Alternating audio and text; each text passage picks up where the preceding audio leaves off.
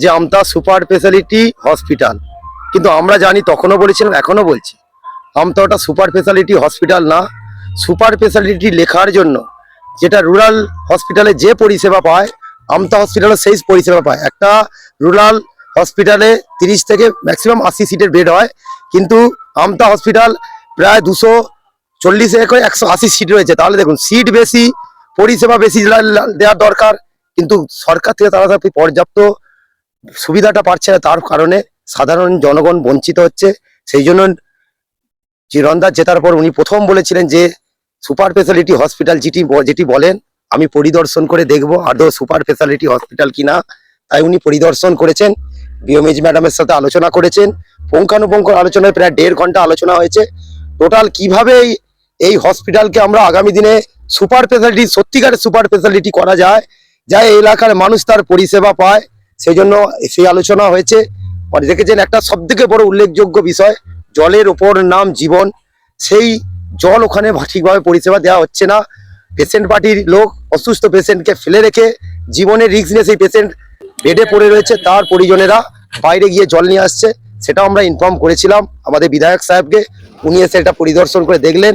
আর যে হসপিটালের পিছনে যে ক্যাচরা পড়ে আছে, গাডরেজ পড়ে রয়েছে, সেটাকেও কিভাবে আগামী দিন নিয়ন্ত্রণ করা যায়, সেটাও নিয়ে বিষয়ে আলোচনা হয়েছে। এবং আগামী দিন এই সুপার স্পেশালিটি হসপিটাল আমতার বুকে একটা দৃষ্টান্ত স্থাপন যাতে করা যায়, সেই নিয়েও আমাদের আলোচনা হয়েছে। সেটা মিডিয়ার মাধ্যমে বলছি না।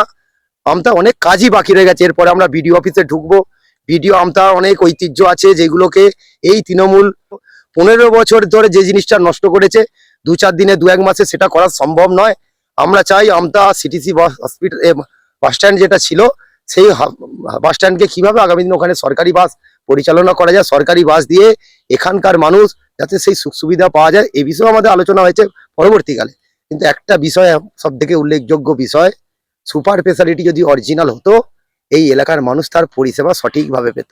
এটা একটা ভুয়ো সুপার স্পেশালিটি লিখে রেখে আমতার মানুষের সাথে যে প্রচারণা করেছে, খারাপ ব্যবহার করেছে, তার জন্য এই এলাকার মানুষ ওনাকে যোগ্য জবাব দিয়েছে।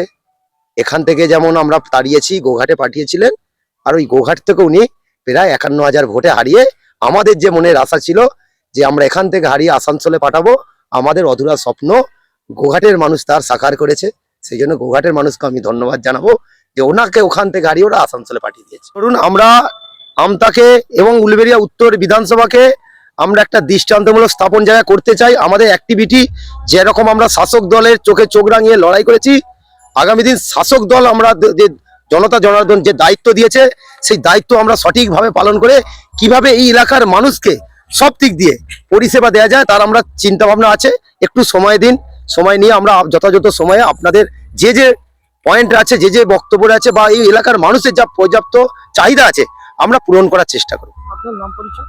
আমার নাম গৌতম দলুই, উলবেড়িয়া উত্তর বিধানসভার 1 নম্বর মণ্ডলের সভাপতি। নিত্য নতুন ভিডিও দেখতে আমতা টিভি ফলো করে রাখুন। ধন্যবাদ আমাদের সঙ্গে জুড়ে থাকার জন্য।